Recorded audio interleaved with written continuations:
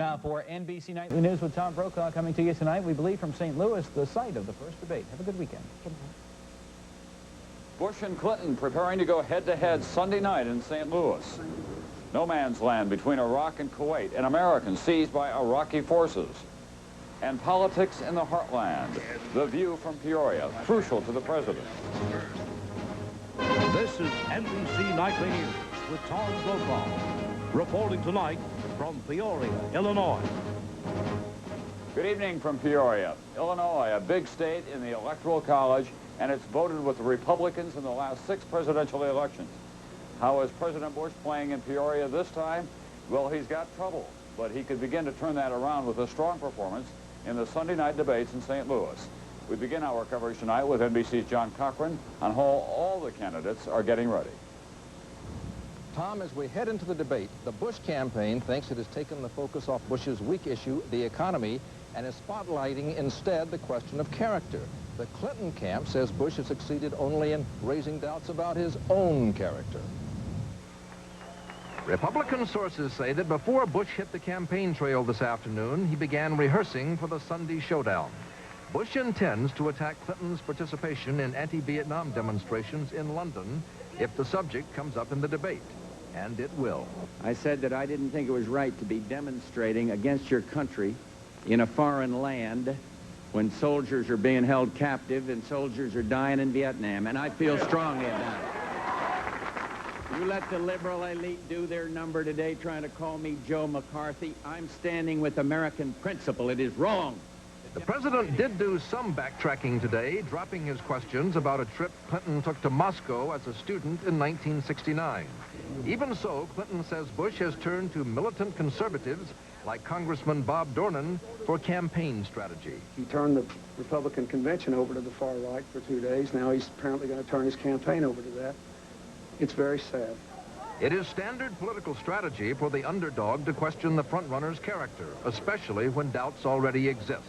But is it smart politics for a president who in his inaugural address said it was time to end the divisions of Vietnam? When a president is not presidential, he risks losing support in the polls, and this is not presidential. Ross Perot says he wants to talk about the budget deficit, not character, in the debate. Perot and former aide Ed Rollins can't stand each other, but Rollins says Perot could do well Sunday. Perot is a very good communicator. He may surprise a lot of people with his ability to participate in this forum. Given those high primetime ratings that Ross Perot got in his TV ad this week, he's already shown he can communicate, at least as long as he's the one asking the questions. Tom? Thank you, John. Stand by there. We're joined now by NBC's Andrea Mitchell, who's covering the Clinton campaign. Andrea, if they go after Bill Clinton on the character issue, is he likely to respond with the so-called Iraq Gate now that the CIA has admitted it withheld some classified information from that key trial? He sure is. In fact, we've learned that late this afternoon, Bill Clinton was meeting with 2 of his top foreign policy advisors going over the very complicated details of that bank scandal and the the administration's alleged cover-up of some of those details. So that's his game plan, to try to brush off the character questions and say that what he did against the war is ancient history and not really important, but that on things that are important to the American people, taxes, Iran-Contra, and the Iraq bank scandal, George Bush has not told the truth. And John Cochran, does the president have any new answers for Sunday night on the state of the American economy? Not really any new answers, no new programs. What he will do is blame 3 people. He'll blame Bill Clinton for having a bad economic plan himself. He'll blame Congress for not passing his economic proposals this past summer. And he'll also blame the news media, saying, listen, Americans, I had a plan out there. The liberal news media wouldn't tell you about it. All right, Ross Perot, Andrea Mitchell, is he going to be a problem for Bill Clinton or for President Bush? The Clinton people, frankly, don't know. They've got all these strategies to try to get Clinton to perform well on Sunday night. They are concerned that he not appear too slick. They don't really want to give him one-liners, but they don't know how to deal with Ross Perot. Ross Perot won the draw, and he gets the opening statement. They're not sure who he's going to beat up on. All right, thank you very much, Andrea Mitchell and John Cochran tonight. Illinois, of course, is getting extra attention this year because it could make history if it elects the first black woman to the United States Senate. However, NBC's national correspondent Bob Kerr tells us tonight this is by no means a sure thing in this state. At the very least, Carol Moseley Braun is a political superstar, in the national spotlight since her upset primary victory over a longtime incumbent senator. And lo and behold, on the 17th of March, we surprised this country, and Illinois lit a spark. For months, no other challenger or incumbent raised more campaign money. Braun was a shoo-in until a WMAQ TV report in Chicago last week. Is it a question of family finances, or is it much more? At issue, the way Braun handled $29,000 inherited by her invalid mother, a Medicaid recipient in a Chicago nursing home. As the story unfolded, Braun's big lead was cut in half, and negative opinion of her almost doubled.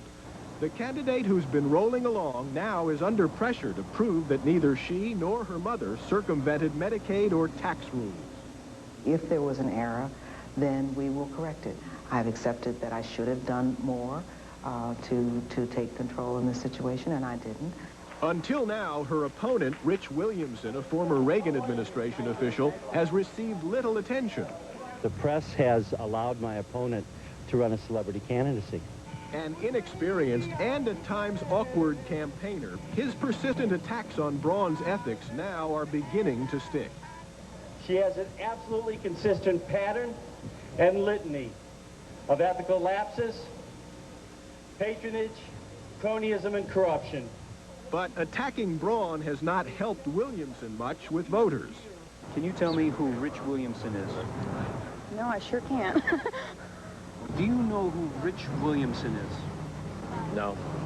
Braun still has such a comfortable lead over Williamson that in the end, the Medicaid controversy may only reduce her margin of victory, tighten the race. It is hurting Braun in suburban Chicago and adding to obstacles she faces in conservative southern Illinois. Probably first is the fact that she's a woman, and second that she's a black woman, and third that she's a black woman from Chicago. That's also what makes Braun's campaign for the U.S. Senate historic. Bob Kerr, NBC News, Chicago. When Nightly News continues in a moment, we'll have the latest on that American worker who was seized by Iraqi forces just along the Kuwaiti border in a moment. When I get a cold, I see a doctor. I'm married to one. My wife recommends Dimetapp Extentabs. Doctors have recommended the Dimetapp brand over 200 million times.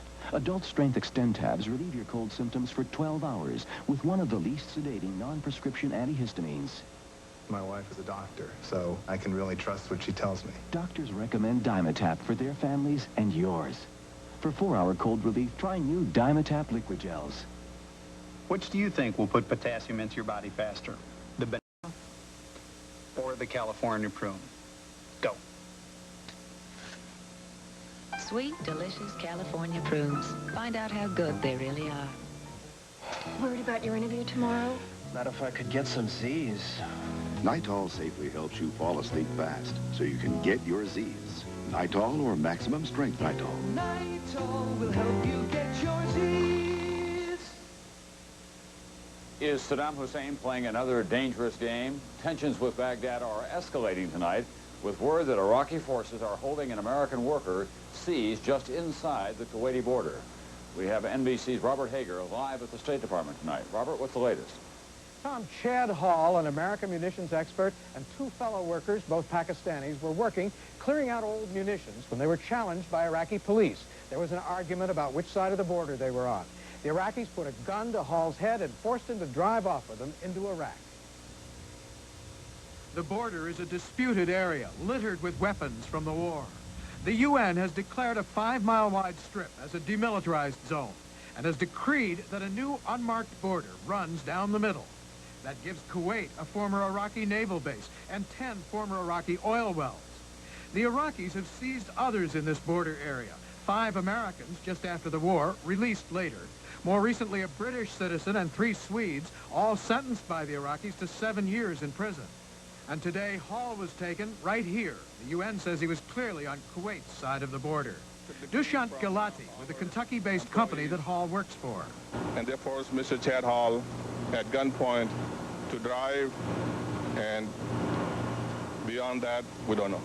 At the State Department, Richard Boucher. At this point, we're trying to get the guy out. Sure. That's what we're working on. That's where our focus is. We have very clear intention to see him released immediately and safely. That's what we're working on, and I've been asked not to go farther.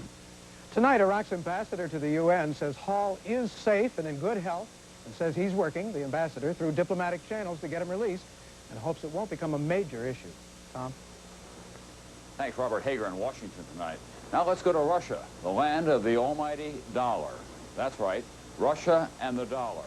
With the ruble steadily sinking, Russia has become obsessed with the dollar, legally and otherwise. More on this story now from NBC's Jim Masada. The longest line in the former Soviet Union is not for food. It's for dollars. These Russians are waiting to cross into Poland, where buying dollars is legal. Like thousands of others, Anton Roszczerpikin will sell cheap Russian goods and convert his profits into dollars. He buys a carton of cigarettes for the equivalent of $4. In Poland, it's 15. This cognac's about $1 worth of rubles. Over the border, 7 times that. I can take in about $1,000 in 2 or 3 days. That means eating and sleeping for up to 1 week in a car. Anton says he hates the job and is ashamed. But Russians who want a decent life say they have no choice. It's either get dollars and get ahead, or live on rubles and stay poor. In Moscow, rubles will buy you this, while dollars buy you French perfumes, American jeans, the latest in Italian fashion. But shoppers without dollars are barred entry. And at a Western pizzeria, dollars buy good service. Those with rubles wait. Some angry customers call it dollar apartheid. Of course, it's discrimination. We seem to be blacks in our own country. Under communism, the dollar was the enemy. But in today's economic chaos, it's a haven, where prostitutes, black marketeers, and taxi drivers thrive on foreigners. How much is it? $5. How about, hold on, how about, why not in rubles? In rubles? Big problem. Big problem. No good. Ruble's no good. And the flood of dollars is now drowning the ruble economy. Russian President Boris Yeltsin says it's time to crack down. Dollar payments for goods and services must be banned. Not likely. At Moscow's Arbat Street, merchants just sell for dollars. So how much are these? $10, $40, $25, $45. $25. It's illegal, but the militia doesn't seem to care. The government needs every dollar it can get. Economists say that until the ruble joins the world currency market, the dollar will rule. And the dollar rush will go on and on and on. Jim Masada, NBC News, Moscow.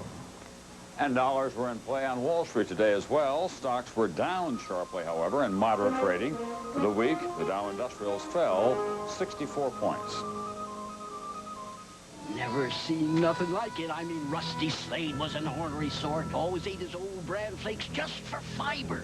But one morning, I gave him Kellogg's new complete Bran Flakes. Weren't the same. More than fiber, they had whole grain wheat. Flakes were new too, crispy, crunchy. Why, that Kellogg's complete Bran Flakes even had a better nutty taste. It was all so good, made Rusty smile. Almost. New Kellogg's complete Bran Flakes. Fiber, and then some.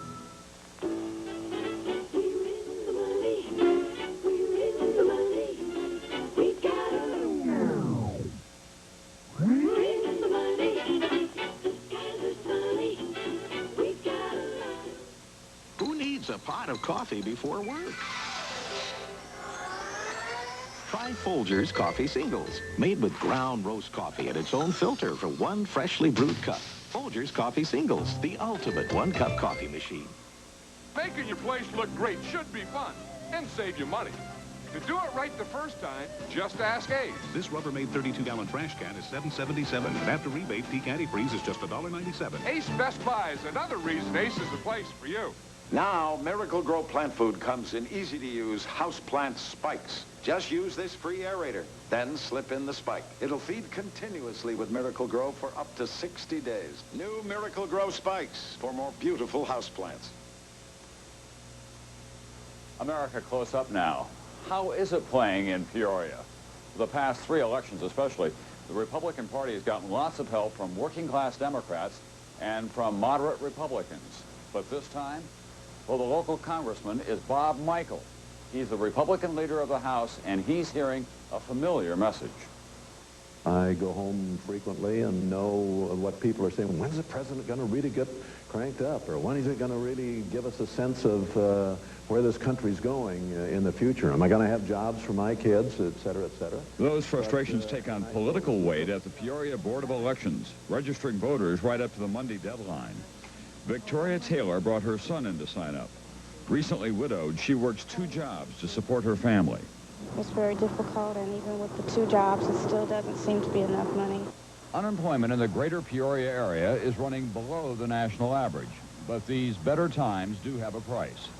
Like so many other Rust Belt communities, Peoria relies much more on jobs in the service industries at lower wages. Caterpillar remains a powerful part of the local economy, but in the last 13 years, the number of jobs at CAT went from 23,000 to 8,600. And Caterpillar is in the middle of an uneasy labor truce. There is still no contract after a bitter strike and lockout earlier this year.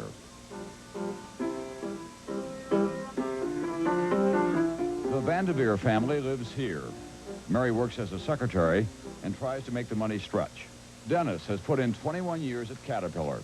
His dad worked there for 30 years.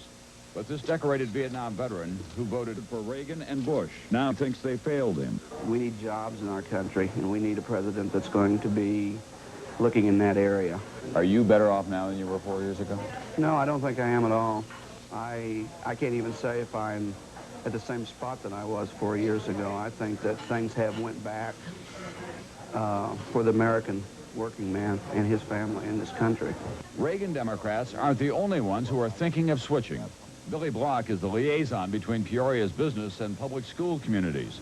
She's a lifelong Republican with several concerns. As a pro-choice Republican, I'm concerned about where Bush stands, and I do not agree with him on that particular issue. I'm concerned about education. I don't feel that Bush has delivered as the education president, and I'm very concerned about the economy. Republican or Democrat, the folks lunching on the Peoria Courthouse Plaza agree there is one most important campaign issue. Number one would be the economy. Probably the economy. The economy. Jobs. More jobs. And these people, at least, are united in their feelings about Ross Perot re-entering the race. I'm not taking him seriously. Well, he talks a lot, but I haven't heard him say much yet. He doesn't know what he wants to do. He's a phony. You can't believe that man for nothing. I think he's a joke. But between Bush and Clinton, the decision still is a work in progress. President Bush. Bill Clinton. Mr. Clinton. Bush. Ross Perot. I haven't made a decision on that yet. In addition to Caterpillar, of course, this is also prime farm country. So the president, in a recent trip to Illinois, announced several steps to expand the use of ethanol. That's the fuel produced from corn, but so far there is no sign that it has reignited his stalled campaign here.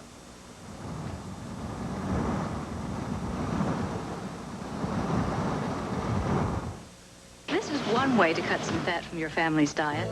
This is a whole new way. Introducing new Promise Ultra, the spread that's the absolute lowest in fat of any leading brand. That's right. Promise Ultra is the lowest in fat. Plus, it has 65% fewer calories than margarine and a light, delicate taste. So cut some fat from your family's diet a whole new way with Promise Ultra. Get heart smart. We're in the money. We're in the money. We've got a lot. We're in the money. The skies are sunny. We've got a lot of what a day. He's the grandpa. He never would have tried this with his old adhesive. Fixodent holds stronger than any other adhesive. It even stands up to the hottest liquids. For the strongest hold you can get, Fixodent and forget it. It's night and day the difference Correctol makes when I'm irregular. Correctol is the gentlewoman's laxative that works predictably overnight. No wonder more women trust it. Correctol, gently, predictably, overnight. We've heard some of you are waiting for a Rice-A-Roni with a bit less salt. Well, here you go. Introducing a Rice-A-Roni with a third less salt and lots of great taste. Good thing there's plenty to go around. The San Francisco treat. 18 years ago, Honda introduced a new class of car to America. The Accord. Now we'd like to introduce a new class of Accord. With fine leather appointments, anti-lock brakes, and dual airbags. The Accord SE from Honda. Here's a quick check now of some of today's other news. Here in central Illinois, a natural gas pipeline explosion this morning, killing at least one worker. 4 others were injured. In South Carolina, flash floodwaters damaged railroad tracks, derailing a 15-car freight train. No injuries there, but 2 people died when a nearby bridge was washed away. Overseas, Germans mourn former Chancellor Willy Brandt. He died last night of cancer at the age of 78. He was one of the most influential statesmen in the post-war years in Europe. In this country, the 1980s saw some wild speculation, of course, in junk bonds. But back then, many of the politicians in the country were backing junk bonds. Now, one of those politicians is running for vice president and against junk bonds. More tonight from NBC's Brian Ross. And so they put it in junk bonds and short-term deals. Al Gore gets a lot of applause for his criticism of junk bonds, those high-risk investments that caused the collapse of many savings and loans. 2 weeks ago, he even blamed junk bond dealers for President Bush's veto of the family leave bill. But the junk bond dealers and the speculators and those who want to strip mine the workforce are opposed to it. And that's the crowd that Bush responds to. But 5 years ago, when Gore was getting ready to run for president, he received tens of thousands of dollars in campaign contributions from the junk bond industry. At least $20,000 of it raised by this man, Thomas Spiegel, the former president of the Columbia Savings and Loan, whose $1.2 billion collapse is blamed on Spiegel's bad investments in junk bonds. In a letter Gore wrote to Spiegel in 1987, the senator praised Spiegel. "I am humbled by what you have achieved in such a short time and would certainly benefit by your views on financial markets and economics." Spiegel has since been indicted on federal fraud charges. Yesterday, campaigning in Pennsylvania, Gore minimized his contacts with Spiegel. Well, I met him about 5 years ago before there was any intimation that he had done anything wrong whatsoever. I think he contributed $250 on 2 occasions in my presidential campaign. But that's not the whole story.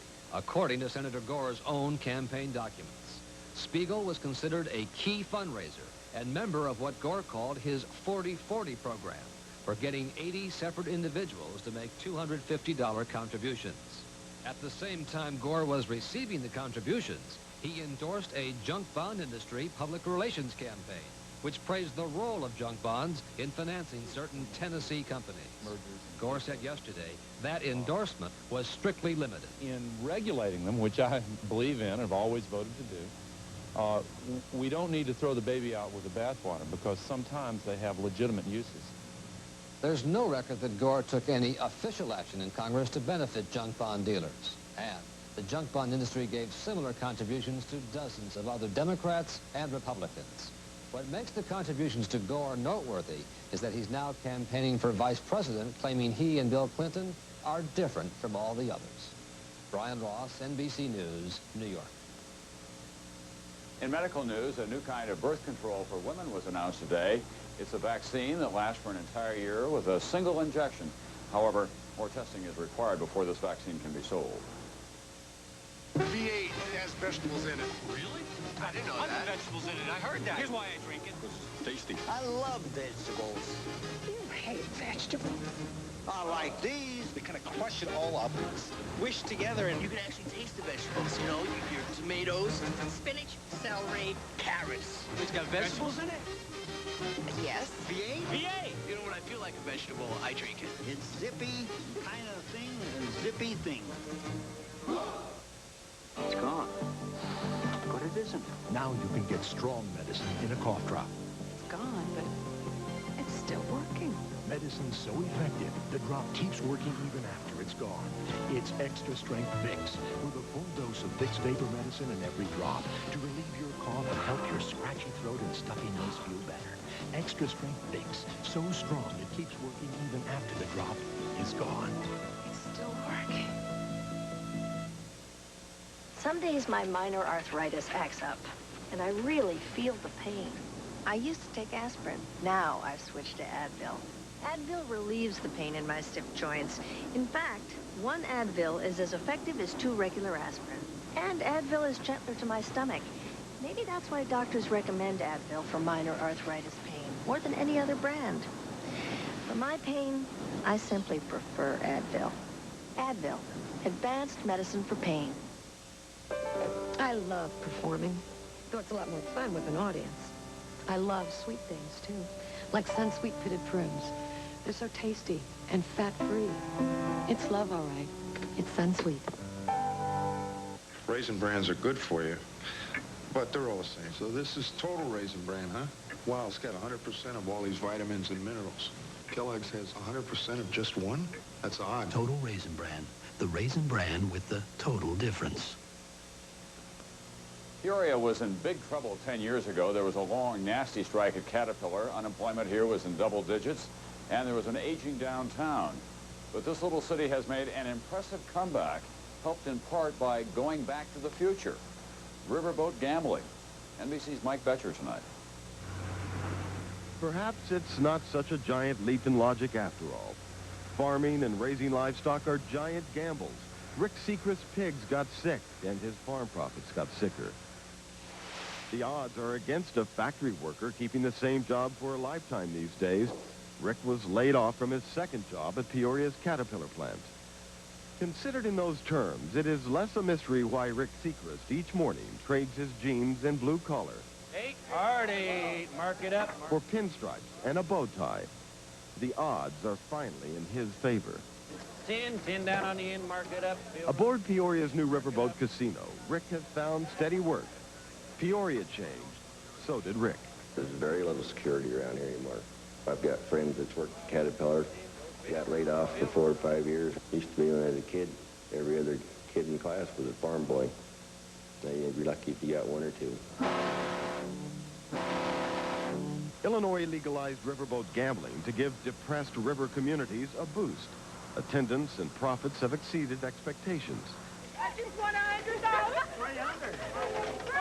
Boy, we found on the floor. Each day, the Paradise Riverboat carries an average of 3,000 gamblers on cruises up and down the Illinois River. I haven't been to Vegas for years. Why travel that distance when I can come right over here? Hey, there's my 7. There's another one. Oh, yikes. They keep coming back, so I think Central Illinois, the greater Peoria area, has become a focal point as to will it play in Peoria, in the Peoria area? You bet it will.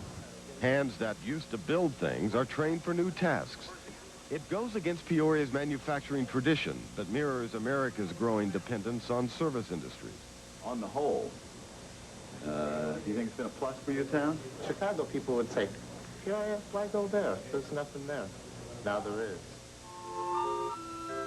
The river gave Peoria its first life, one that calloused the hands of its builders. Now the hands are softer, but at least they are busy. Mike Betcher, NBC News, Peoria. That's nightly news from Peoria for this Friday night. I'm Tom Brokaw. Tomorrow night I'll be in St. Louis. Gary Cutley will be in New York. We'll see you then. Next up from your 24-hour news source. A night of violence in eastern Iowa. This 20-year-old Dubuque man charged with beating his father to death with a baseball bat. I'm Jim Strickland. The story's next. Police dismantle a theft ring here in central Iowa. Thousands of dollars in stolen merchandise recovered. And it looks to be a dry weekend, but a chilly one. I'll have your forecast coming up. And he couldn't see above the steering wheel, yet this 8-year-old takes the family car out for a spin. Those stories plus a Football Friday preview, all next. We've got traffic backed up. Come on. Slow all the way to Maple. Gotta get out of here. Standing still.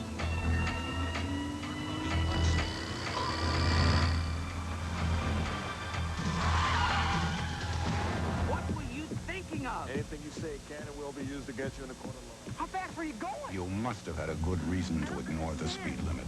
So why can't you answer their questions? What's going to happen to Grandma?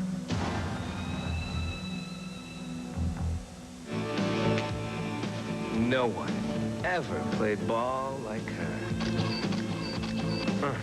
No one ever scored like her.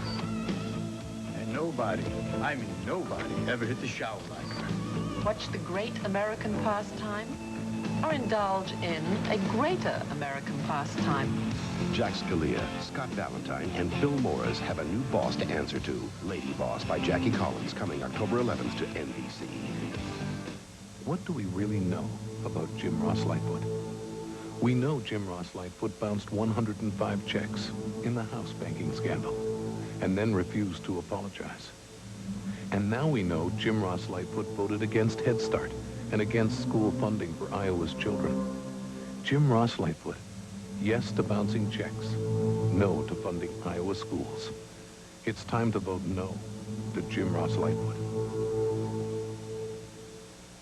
Live from WHO TV 13, where the news comes first 24 hours a day.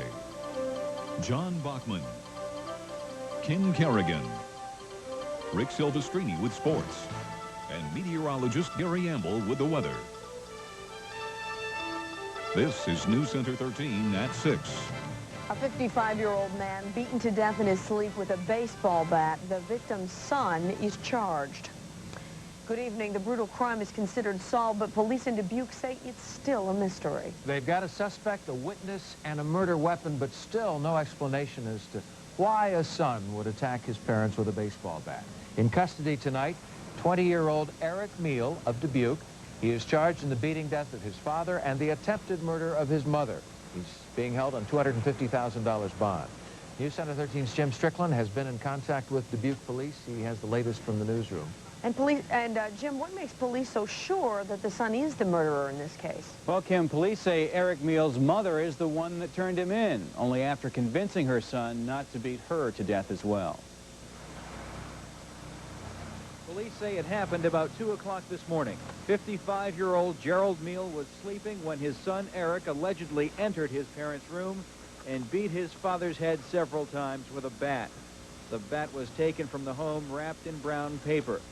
Police say Eric Meal had begun to use it on his mother. She'd been hit once when she convinced him to stop and called police. The 20-year-old was found in the apartment. He was no longer in possession of the weapon when officers arrived. He was arrested immediately and transported here to the law center, and then his mother was taken to the hospital. Police say they don't know what may have triggered Eric Meal. They do know he has a history of mental illness. Neighbors knew that much, but little more. When I woke up and see what was going on, I knew right away that something happened to the kid. Either he tried to kill himself or because he did a year ago, he tried to commit suicide.